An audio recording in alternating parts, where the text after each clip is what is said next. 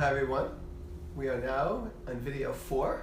In video 3, you learned about how to create healthy alternatives to whatever the infidelity solved, the psychological issue. And you learned that by practicing the liberating wafit, that new alternatives can happen there.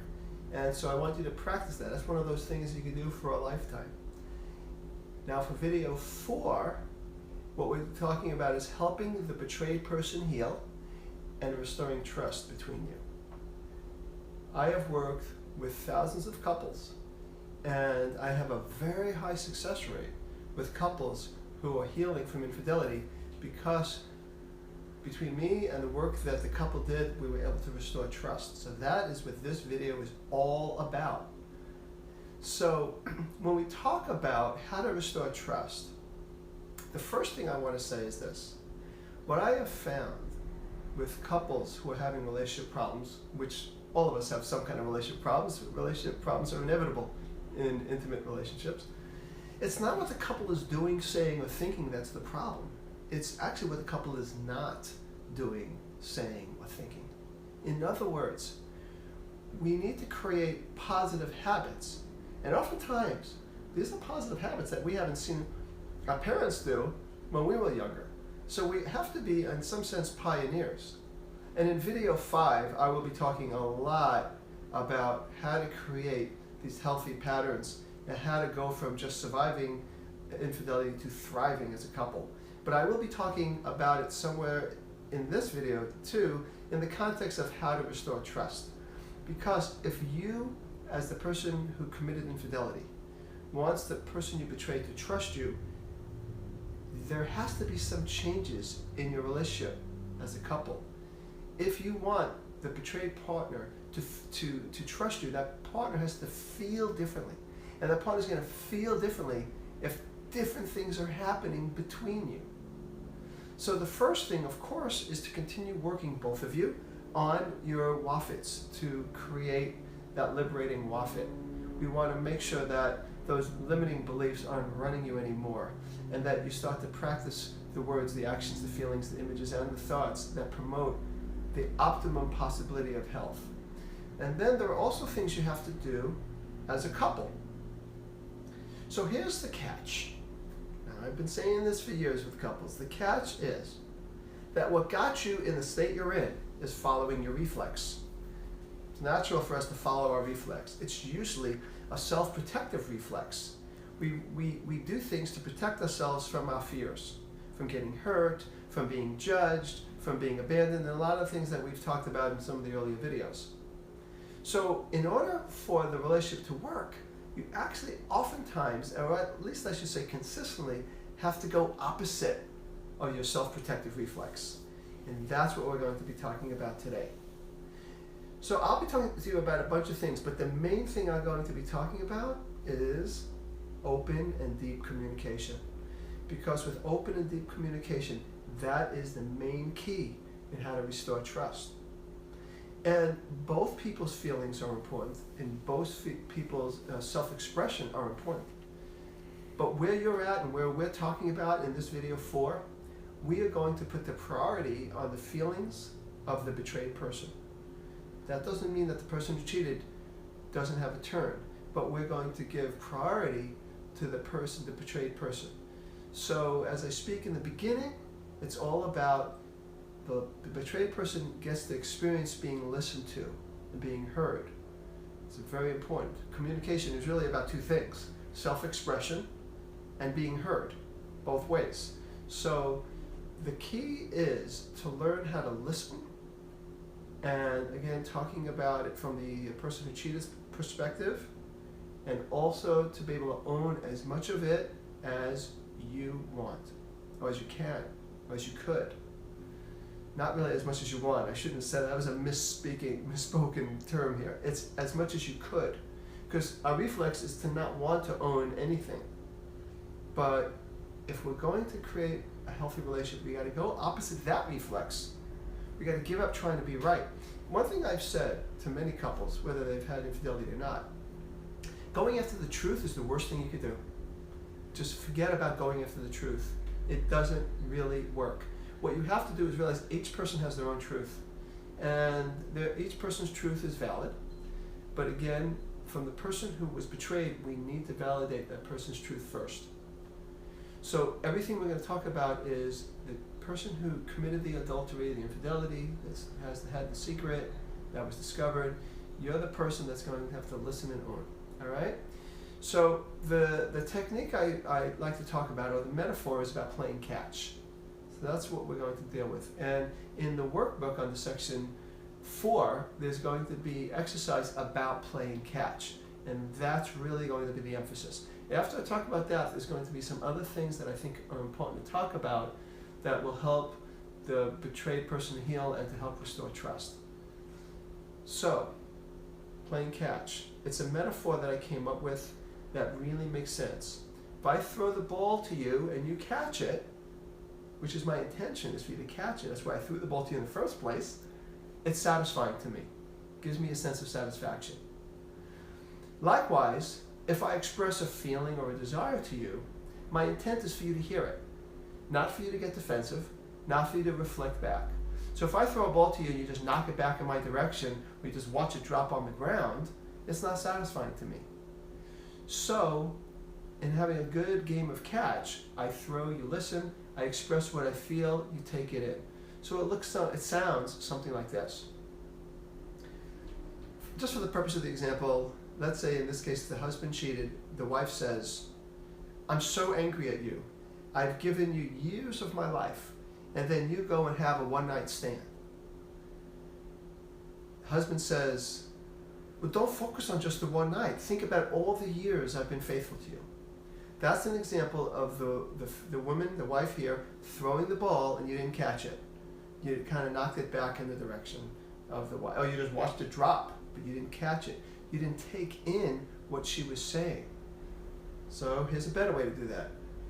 I've given you years of my life. I'm so angry because I've given you years of my life, and then you do this one-night stand. And you say, "You're obviously in a lot of pain. Tell me more." By the way, I like 2 3-letter sentences. I love you and tell me more.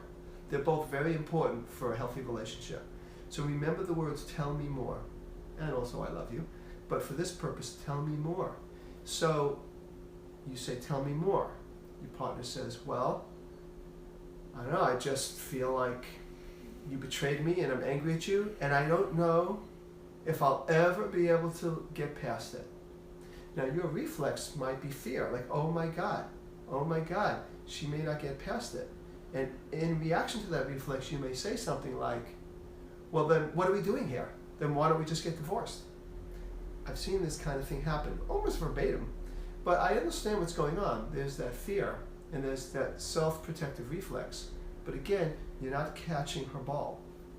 So she says to you, again, just to repeat it, "I just don't know if I'll ever get past it." You take a breath or 2 or 3, and instead of reacting or getting defensive, or basically saying, "I'll reject you first," or however we do, you move towards her, metaphorically, and say, "Okay, wow, that you must be in a lot of pain, and I can understand why you're afraid that you'll never get past it." You gotta understand, and I want you both to hear this, is when you're listening, miracles could happen. Will good listening guarantee that you'll be able to get past it, survive, and even thrive? No, but it sure helps, and it sure is necessary. It's a very important part of the path to healing. So you just have to let things be messy right now. I've seen many people who cheated and then they make a commitment. "Look, I'll be good, I got it, I understand my mistake, okay? I even understand why I did it."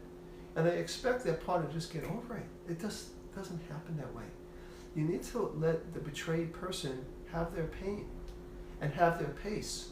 And you have to be willing to tolerate the mess of the emotion and the instability there, so that you are able to stay with your partner. So you need to listen, you need to catch that ball. Now the person who's expressed, who in this case is the person who was betrayed, you also need to express it in a way that actually maximizes the chance that your partner will listen. So it's like if I take a ball and I throw it at you 100 miles an hour, you're not going to try to catch it. You'll just put your hands up to protect yourself. You will get defensive. So of course I would ask the person expressing to not say, you're such a jerk, or you're such a this, or you're such a that, and expect the person to listen. So use I statements. It's like communication 101. I am angry at you. I feel like I've put in all these years, and then you go off and betray me, and it's really hard for me, and I'm feeling very hurt. I even think about leaving you right now. Those are all fine. You're telling the person. It's like the rule of thumb is what's called clean communication. Clean communication is when the only intention is to share information with you. When most people are communicating or expressing, it's not clean. It's unclean. There's other agendas. I'm going to punish you for what you did. I'm going to get you back. I'm going to get revenge, or I'm going to defend or justify. Now you could do all that, but just know you're making it much harder for your partner to listen. So if your goal is to punish, then your goal is to punish, and that's what you'll do. But all I'm saying is, if you've gotten this far in the program, your goal is to try to see what you could do to heal. And so what you want to do is practice expressing yourself in a way that makes it easier for the other person to listen. So in the workbook, I'm going to want you to go to the workbook when we're done here, and you're going to see that there's going to be a place where you get to express, the person who's expressing gets to write it in I messages, I feel, so that you know that your intention is clean. It's only to share.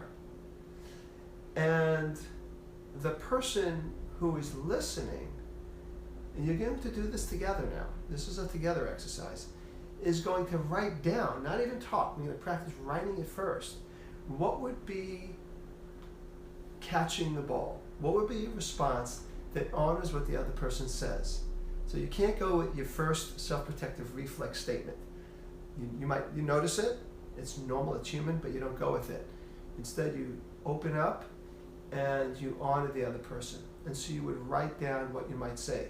What will help you is below that you'll see where I give you exercises in how to practice mirroring, validation, and empathy. Mirroring is basically stating the words the other person said. It could be a very effective technique. And the person who committed the infidelity has to get better at mirroring it. That's the simplest one. I'm so angry at you. After all these years, you betray me like that. And you say, I can understand how you feel. After all these years, you put so much into you could paraphrase and use your own words. You put so much into this, and then I go ahead and betray you like that. So that's an example of mirroring. Okay. Validating would be something like, it's a little deeper. It's like, I can imagine how you're feeling when you say that. It must be really frustrating for you. I totally get where you're coming from. And along with validating is owning. You need to own your stuff. You need to own as much as you could. Again, not as much as you want, but as much as you could. So I'm not saying that you agree to things that aren't true, but if your partner says, you cheated on me, you've been cheating on me the whole relationship, you don't say, no, it's not the whole relationship. Not at this point. You say, there's been quite a while where I did cheat. You're absolutely right. And that must feel really awful to you. I was in this relationship for quite a while, and you didn't know about it, and for you to discover it must have been absolutely terrible. That's validating. And empathizing is sort of like validation, but just going even a little deeper. It's basically putting yourself in your partner's shoes. Just departing from your own agenda. And just saying, God, if that were me, I would feel awful too. I could imagine how that might feel. And I want you to do your best to try to imagine what that would feel like. And when you do that, and you reflect back to your partner, or that's going to be a very powerful catching her ball. When you say it with a sense of, God, I can imagine what that's like. It's different than saying, yeah, I see you're angry, versus, oh, God, I can imagine what that was like. There's a power in that. And so your partner is beginning to experience your presence. Something I do need to talk about when it comes to communication is the word receptivity. You as the listener have to practice getting into a receptive state. Think about how if you're out in nature, you drop all your agendas, you're only noticing the waterfall, and you're just tuning it in and taking it in. That's an example of a receptive state. Think about the last time you were in a state where you were fully in the present moment. You didn't have an agenda. You weren't thinking about what to say or what to do. You just took in the waterfall, just for example. In the same way, you want to look at your partner and just take your partner in. Just be receptive to whatever the experience is.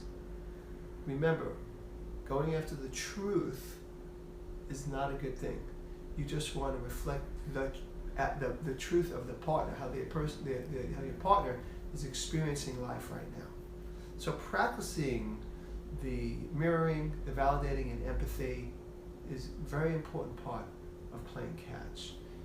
And as you do that, it becomes a consistent thing. I'll be talking more about that again in video 5, because consistency is going to be very, very important. But as your partner is seeing that you're doing something different with him or her, when you're both communicating in ways far different than you did before, it's easy to restore trust. It reminds me of a couple I saw where he cheated on her when she was 6 months pregnant and for a while after that. And they came to see me and we worked on this issue, and we found that his reason for cheating was he felt lonely. And he felt lonely because he had a belief that I just can't stand up for myself, which stemmed from his family of origin. So we worked on that, and we helped him begin to express what he wanted, and he had to listen to his wife's feelings about the affair, but ultimately she was also able to listen to the things he wanted, which he never communicated overtly to her before.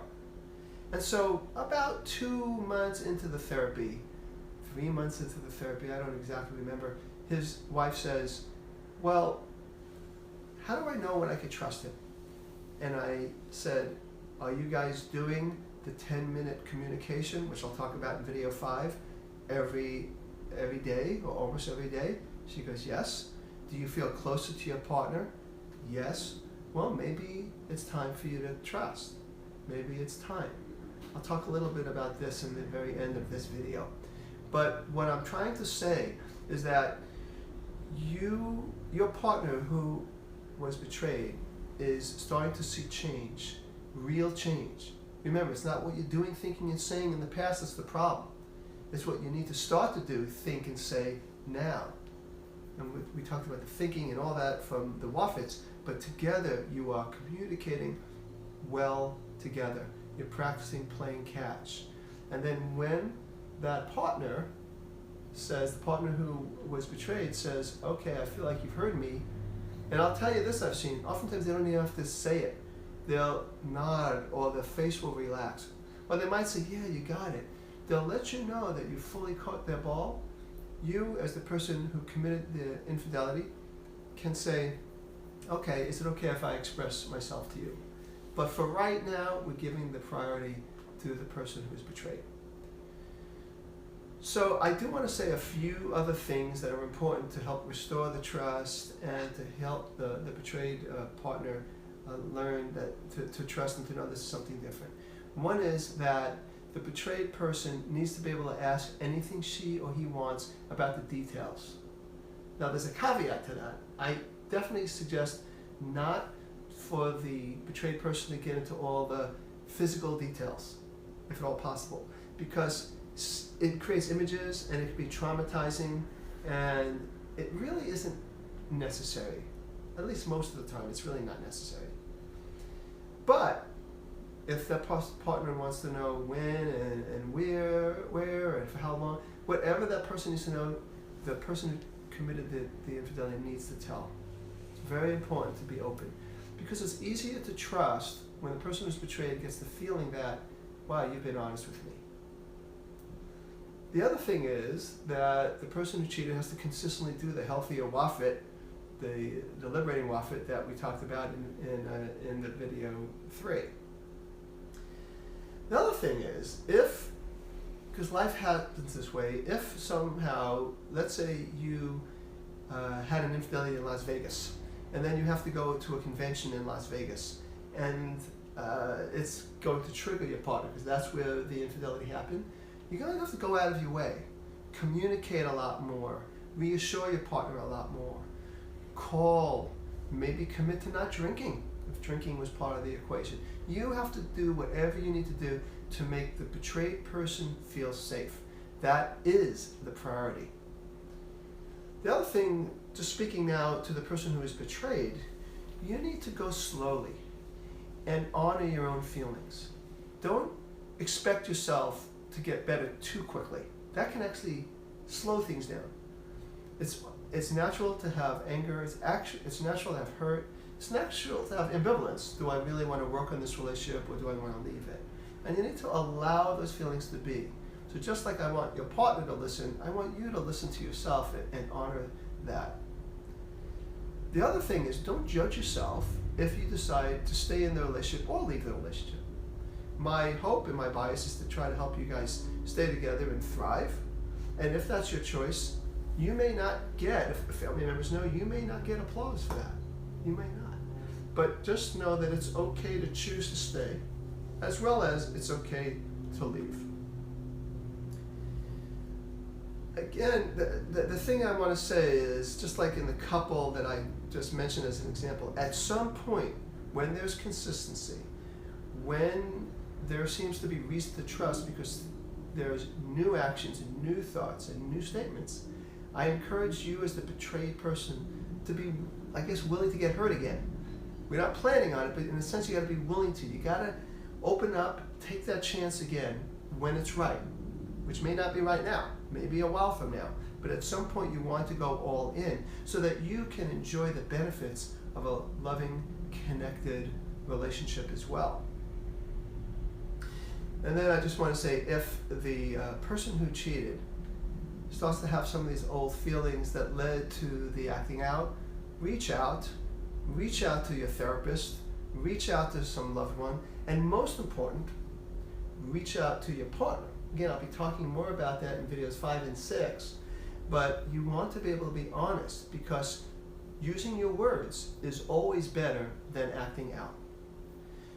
And I want you to have that kind of relationship ultimately, that you can be really open with each other. So what I want you to do now is I want you to go to your workbook, and I want you to together practice doing the exercises as I wrote it for you. And once you write it, then I'm going to want you to speak it. So write it first and then start speaking it. You can even speak about things that went awry in the past and just do it over again, or you could try something new. But practice it. And if one or both of you get reactive and defensive, accept it and just try it again. This is a new habit that we're cultivating. So be kind to yourself. So once again, I want to thank you and acknowledge you for the work you're doing and the work you're about to do. And then in video 5, we're going to talk about how to go from surviving to thriving as a couple. So I'm looking forward to seeing you in video 5.